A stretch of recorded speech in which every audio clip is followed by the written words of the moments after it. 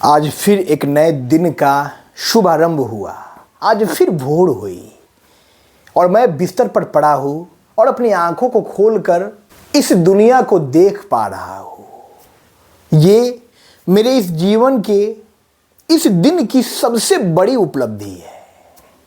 आप एक नए दिन में जिंदा बचे हुए हैं। बीती रात, बीते दिन आप मृत्यु को प्राप्त नहीं किए, ये आपके जीवन की सबसे बड़ी उपलब्धि है। क्योंकि आए दिन लाखों करोड़ों लोग हर रोज इस दुनिया को अलविदा कह रहे हैं और इस बात के लिए आपको ईश्वर का कृतज्ञ होना चाहिए, ईश्वर के प्रति आभार व्यक्त करनी चाहिए कि हे ईश्वर, आज का मेरा दिन शुरू हुआ है और मेरी आंखें खुल पा रही है। मैं इस सुंदर खूबसूरत दुनिया को देख पा रहा हूँ, मेरी सांसें चल रही हैं और मैं इसके लिए आपका कृतज्ञ हूँ।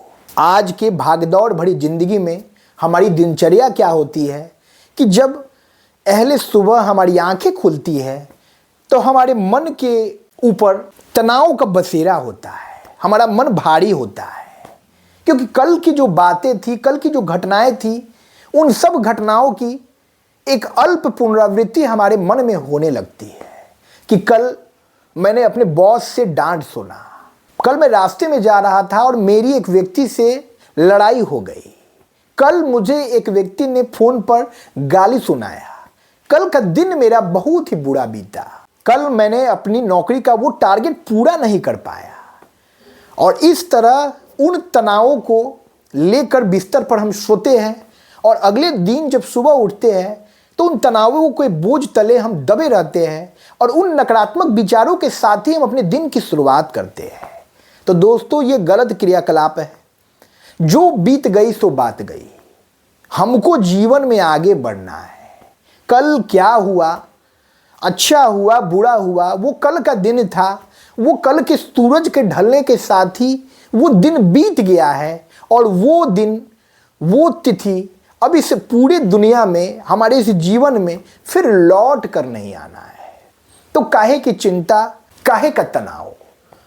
तो हमको जब सुबह उठना है एक नई ताजगी के साथ, एक नई स्फूर्ति के साथ, एक नई चिंतन धारा के साथ उठना है कि कल का दिन बीत गया और आज हमारे जीवन में एक नया दिन, एक नया अवसर मुझे प्राप्त हुआ है और मैं ईश्वर का, उस प्रभु का कृतज्ञ हूँ कि उन्होंने मुझे फिर आज का एक खूबसूरत दिन सौंपा है मेरे जीवन में।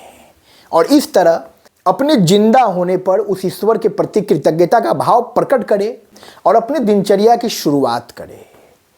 आप आंखें खोल पा रहे हैं, आपको आज दिन में समुचित भोजन नसीब हो पा रहा है, आप अपनी इन आंखों से इस पूरी दुनिया को देख पा रहे हैं, ये सबसे बड़ी खुशनसीबी है, ये सबसे बड़ी उपलब्धि है हमारे जीवन की। और हमको इसके लिए हर वक्त उस ईश्वर के प्रति कृतज्ञता का भाव अपने इस हृदय में रखना है। लेकिन जब हम सुबह में जगते हैं तो हम बीते दिन की नकारात्मक विचारों को खुद के मन मस्तिष्क में तनाव स्वरूप में पाते हैं और फिर दिन की शुरुआत करते हैं इस तरह कि ये तो होना ही था, आज फिर एक चुनौती, संघर्ष भरा दिन मुझे मिलना ही था। ऐसा नहीं है दोस्तों।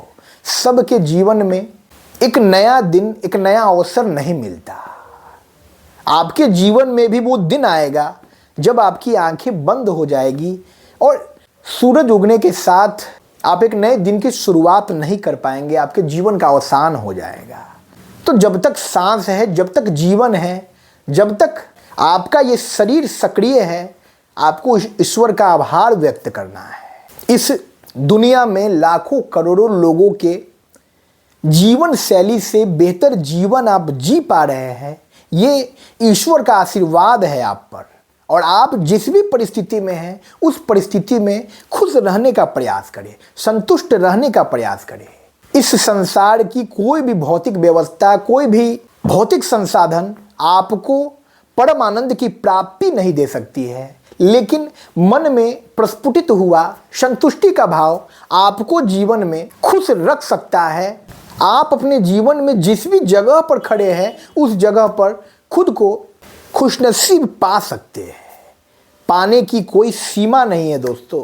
कोई अरबपति बनकर भी उदास है, चिंताग्रस्त है, स्ट्रेस टेंशन में उसका जीवन चल रहा है, और कोई दिहाड़ी मजदूरी करके भी एक कच्चे घर में जिसमें छत भी नसीब नहीं है, वहाँ भी अपने बाल बच्चों परिवार के साथ 2 जून की रोटी कमाकर खुशहाली भरा जीवन जी रहा है। तो खुशी का कोई पैमाना नहीं है, खुशी हमारे मन के भीतर है। अब हमको किस कार्य में खुशी मिलती है, हमको क्या पाकर खुशी होता है, ये हम पर निर्भर करता है, ये हमारी मानसिक अवस्था पर निर्भर करता है।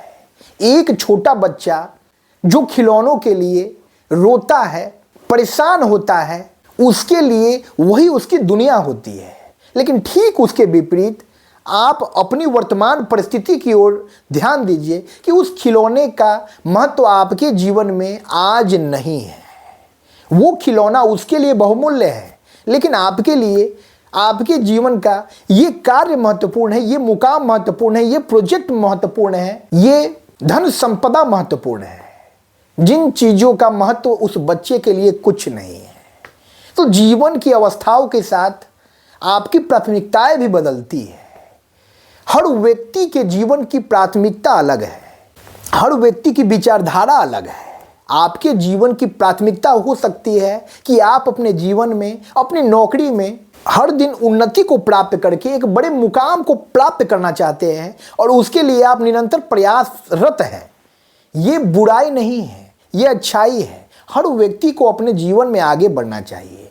लेकिन ठीक इसके विपरीत आपका सहकर्मी वो अपने जीवन में किसी और विषय वस्तु को प्राथमिकता देता है, और वो अपने जीवन के उस कार्य में आगे बढ़ना चाहता है। तो आपको उसको कोसना नहीं है, आपको उसको नीचा नहीं दिखाना है, आपको उससे अपनी तुलना नहीं करनी है। हर व्यक्ति के जीवन की प्राथमिकता अलग अलग है। हर व्यक्ति को ये जीवन मिला है, और उसका अधिकार है कि वो अपने जीवन को अपने तरीके से जिए। हमको इस दुनिया के हिसाब से अपने इस जीवन को नहीं जीना है। हमको इस दुनिया के लोगों को दिखाने के लिए अपने इस जीवन को नहीं जीना है। हमको अपने जीवन को अपने वसूलों पर, अपने सिद्धांतों पर, अपने हिसाब से जीना है। क्योंकि हमारे इस जीवन में किए गए कर्मों के परिणाम का फल हमको भोगना है। हमारे साथ हमारे कर्मों का फल हमारे पारिवारिक सदस्य नहीं भोगेंगे, हमारे आत्मीय जन नहीं भोगेंगे, हमारे सहकर्मी नहीं भोगेंगे। हम जैसा कर्म करेंगे उसका फल हमको प्राप्त होगा, और हम ही उसके फल के भोगी होंगे। तो इसलिए दोस्तों, इस समाज की, इस दुनिया के लोगों की चिंता परवाह ना करें, और अपने जीवन में जिस भी कार्य में आपकी रुचि है उस कार्य में आगे बढ़ते जाए। अपने जीवन की प्राथमिकता को निर्धारित करें कि मुझे अपने इस जीवन में करना क्या है। क्या मुझे ताउम्र अपने जीवन में धन संपदा के पीछे भागते जाना है, या मुझे अपने जीवन में सुकून की तलाश के लिए भी कुछ वक्त निकालना है। जब हमारा ये जीवन अवसान की ओर उद्धत होता है, जब हमारे बुढ़ापे का समय आता है, तो हम उस ईश्वर से, उस परवरदिगार से प्रार्थना करते हैं कि हे ईश्वर, अब मेरे जीवन के इस अंत की घड़ी निकट आ गई है, और मुझे 2 पल और जीवन का सौंप दीजिए कि मैं अपने जीवन की व्यवस्था को सुदृढ़ कर सकूं, जीवन को पूरे उत्साह मौज के साथ जी सकूं। क्योंकि पूरा जीवन मैंने व्यर्थ कर दिया इन सांसारिक विषय वस्तुओं को प्राप्त करने की, इन सांसारिक प्रसाधनों को प्राप्त करने की रेस में लगा रहा, जिनका महत्व तो वृद्धावस्था में हमको समझ आता है कि जीवन का सबसे बड़ा उद्देश्य, सबसे बड़ी प्राप्ति हमारे मन की शांति है, हमारे मन का सुकून है, जो हम अपने जीवन में प्राप्त नहीं कर पाते। क्योंकि हमारे पास 2 मिनट भी नहीं रहता जब हम अपने बारे में सोचे, अपने अंतर मन की यात्रा कर सके।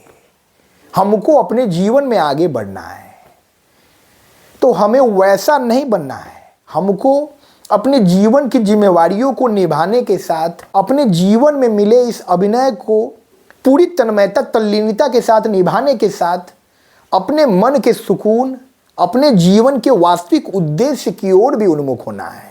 क्योंकि आज न कल इस जीवन का अंत हो जाना है, और जीवन के बाद की यात्रा जो है हमको अकेले करनी है। ये जीवन एक यात्रा है और इस जीवन से पहले भी और भी कई जन्मों की हमारी यात्रा है और इस जीवन के बाद भी आगे भी हमारी यात्रा हमको खुद अकेले करनी है। तो हमको किसी पर निर्भर नहीं रहना है, हमको किसी के हिसाब से अपने जीवन की व्यवस्था को नहीं बदलना है। हमको बेफिक्र बेसुध होकर पूरे मौज के साथ खुलकर इस जीवन का आनंद उठाना है कि अंत समय हमको कोई मलाल ना हो।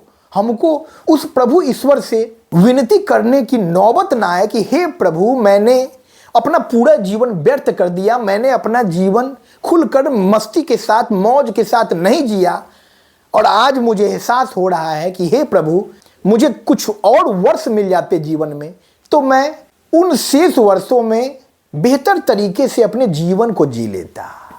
हमें हर दिन बेहतर जीवन जीना है, हमें हर दिन इस तरह जीवन जीना है कि वो दिन हमारे ज़िंदगी का आखिरी दिन है। हमको कोई भी कार्य कल पर नहीं टालना है। जो भी लक्ष्य है हमारे जीवन का, उसके लिए हमको हर दिन प्रयास करना है कि अंत समय कोई भी अतृप्ति का भाव हमारे मन के भीतर नहीं हो।